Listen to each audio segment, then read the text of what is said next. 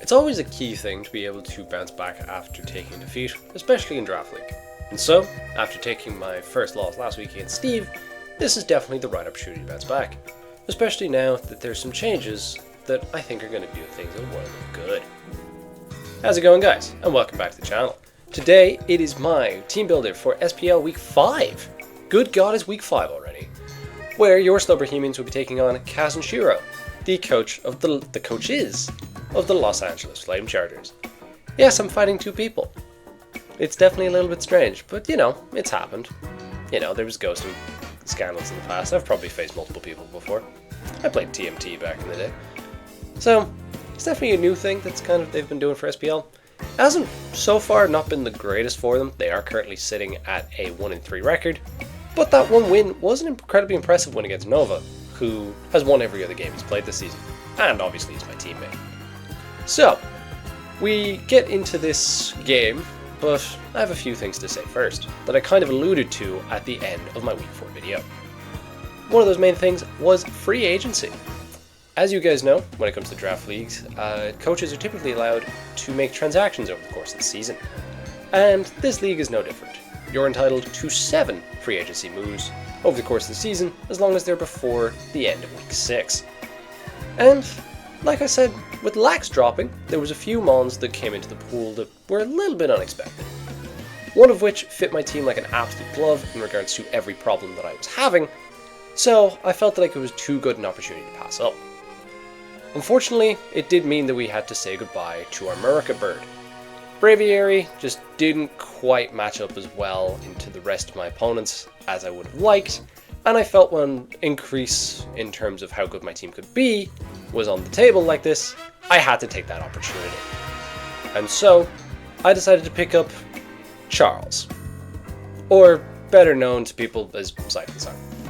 Yeah, Charles is a whole inside joke when it comes to the showdown side of things when it comes to Cyclozar, but you know, we gotta bring the Wi-Fi, don't we?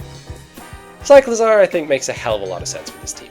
The speed tier is quite nice, giving me an even faster team than I used to have, but you also combine that with the utility that essentially makes this mod a mini Torn-T, in conjunction with ridiculous Gen 1 normal-esque coverage, as well as access to Rapid Spin, which should free up my Quackleval a hell of a lot to do more offensive things, and you get to a position where it made too much sense.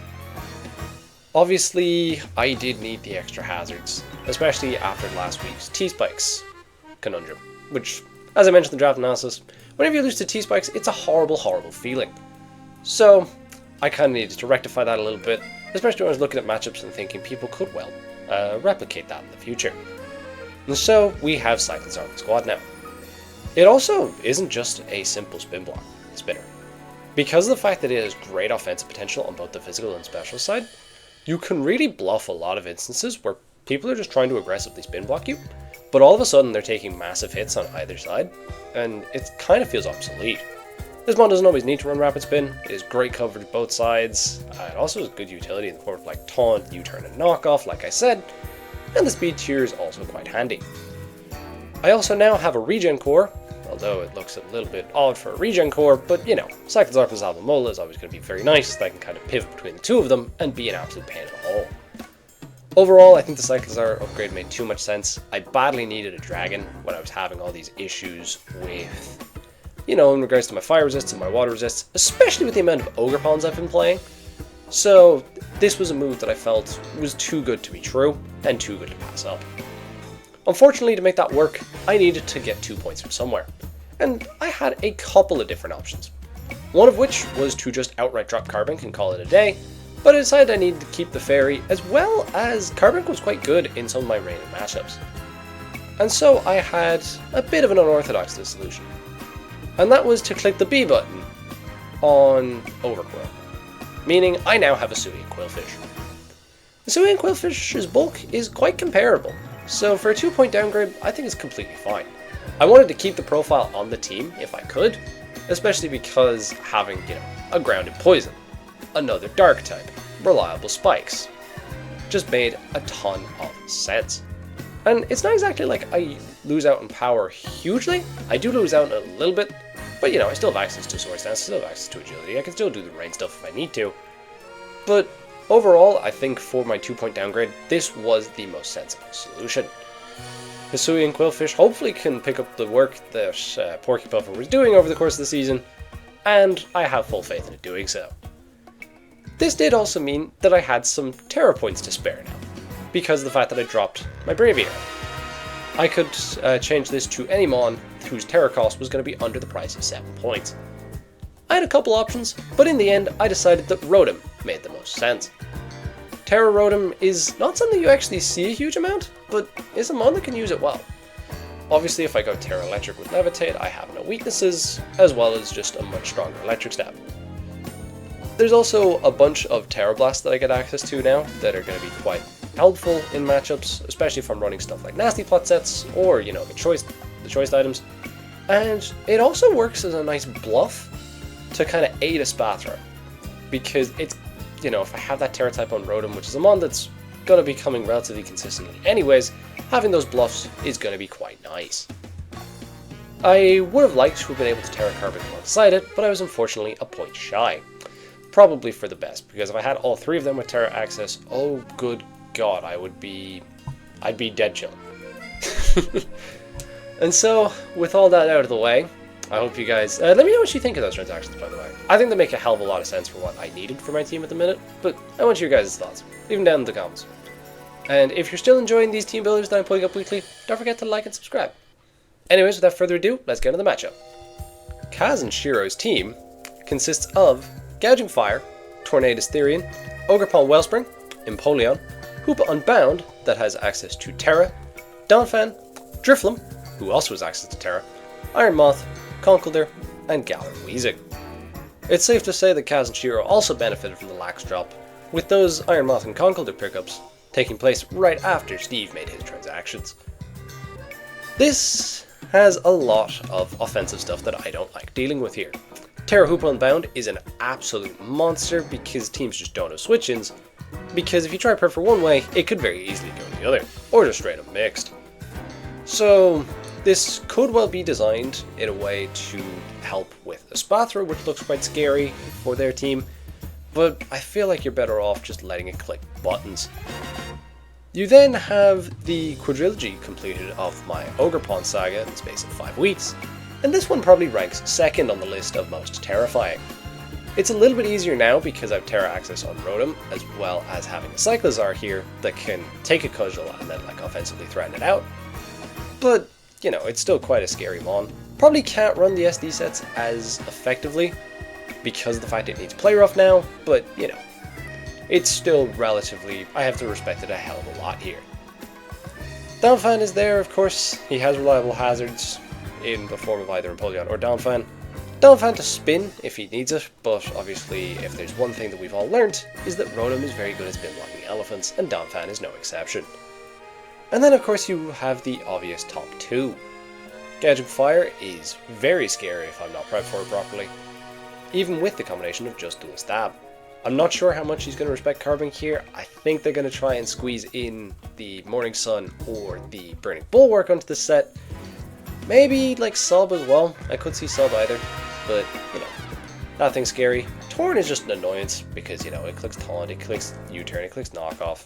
It just does annoying Torn things. Although there's a high chance that they do bench it because there is other things that kind of get more out of the matchup.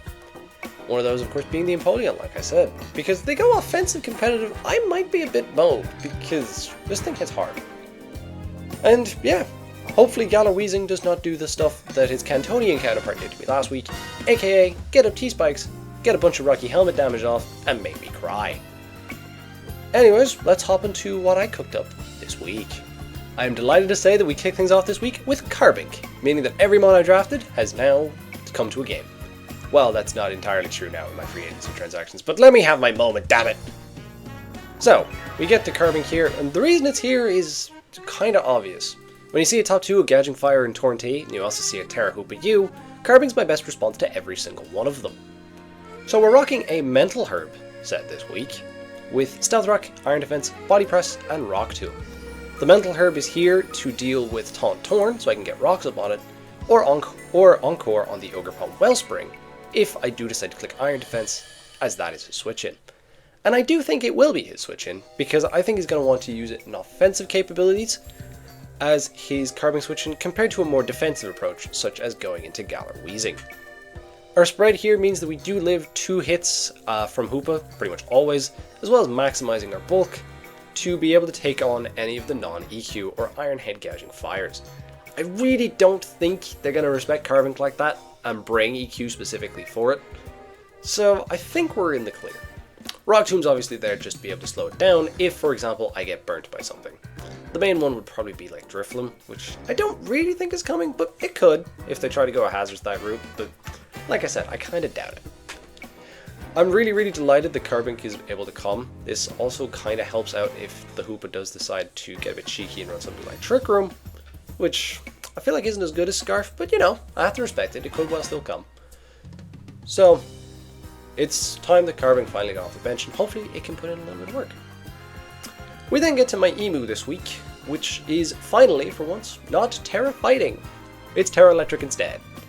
We're rocking the Expert Belt this week with a set of Lumina Crash, Terra Blast, U-Turn, and Feather Dance.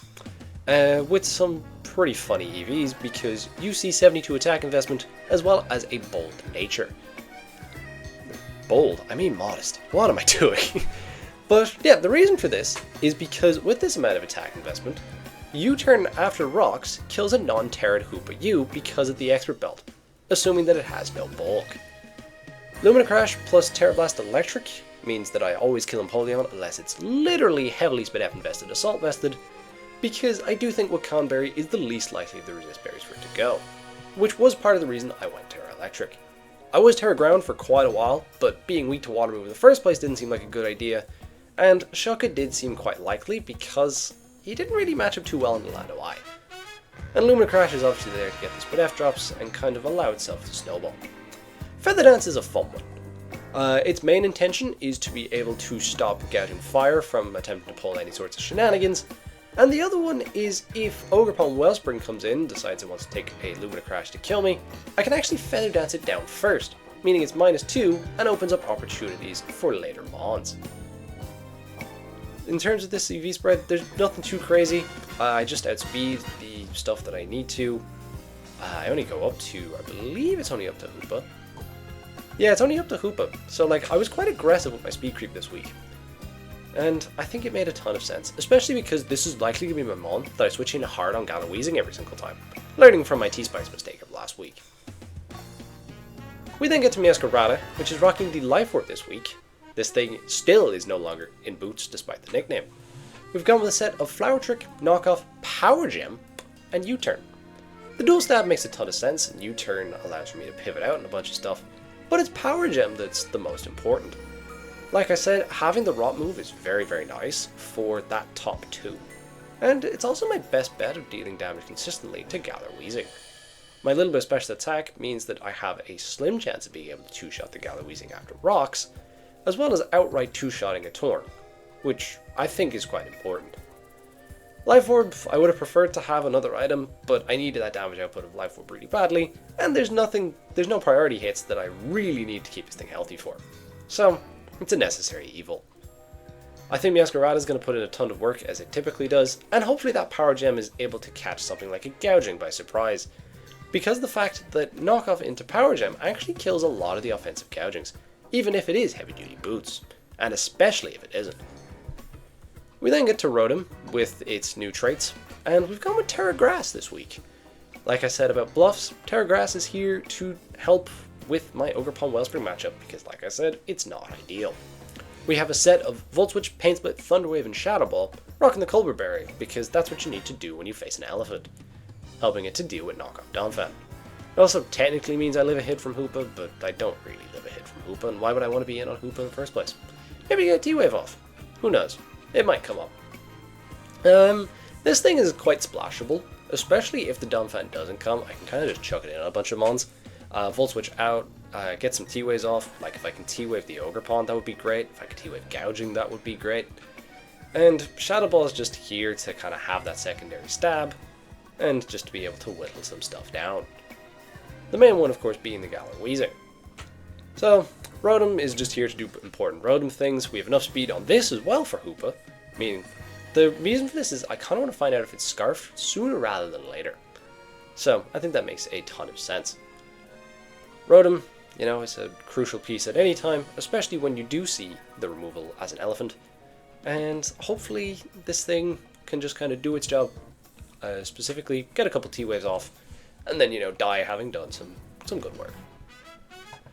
Charles is here for the first time this season, making its debut following its pickup, and we're rocking quite an interesting set this week. We've gone with the Silk Scarf, with a set of Double Edge, Supercell Slam, Dragon Claw, and lastly Shift Gear. We've gone really aggressive with it this week. The speed is here for Ogerpon, max attack because obviously, and the HP is just there because it's a nice regen number and it was what was left over. So it makes sense. Silk Scarf Double Edge hits my opponent's team incredibly hard across the board. Especially the Ogerpon, which I do a solid 80% to, if it's not fat. And you're kind of noticing his two normal resists are an Empoleon and a Drifloon, both of which get absolutely cracked by Supercell Slam. And this is the first time I'm literally ever bringing this move in draft because I don't really like it. I don't like the recoil aspect of it, especially for its lower attack power compared to something like High Jump Kick.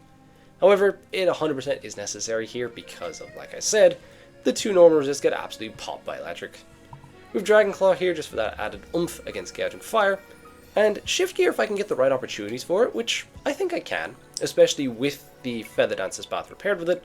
If I can get a Shift Gear off, and there's no Conkeldurr, I basically can just win the game if I have damage on Weezing. It's safe to say that I'm expecting Charles to put in a hell of a lot of work this week in his debut, whether that be just taking a couple important IV cudgels, or maybe Shift Gearing up and just winning the entire endgame. We round things off with a necessary evil, but probably my lead in this game, and that is a Choice Scarf Landorus Incarnate, with a set of Earthquake, Rock Slide, U-Turn, and Earth Power. It's predominantly physical here because having that extra damage on Hoopa U is quite nice, as well as a stronger Sheer Force boosted Rock Slide to be able to deal with Torn. However, we couldn't go fully physical because there's a gouging that exists, and this is my response to a +1 gouging. So I have Earth Power here with a special attack investment to ensure that it dies if it's offensive. U-turn obviously to get on out of there, as well as being able to hit Ogerpon really hard from the get-go, if that's his lead of choice. I think this thing makes the most sense as my lead because, you know, having that Choice Scarf pivot out seems really important, or just being able to get that surprise hit off on a bunch of his mons. I keep saying his, it's there. I'm not used to playing multiple people at once. Well, there we are. That is the team that I have put together for week 5 of SPL. Let me know what you guys have thought of the video by leaving that down in the comments, as well as, like I said earlier, in regards to what you think about my team going forward with free agency. Because that is probably the team I'm going to be wrapping the season up with, unless there is some major opportunities that I just have to capitalize on, which Cyclizar was, so I guess I can't rule it out completely. Anyways guys, I hope you've all enjoyed, and I shall see you in approximately 24 hours for the battle. Peace!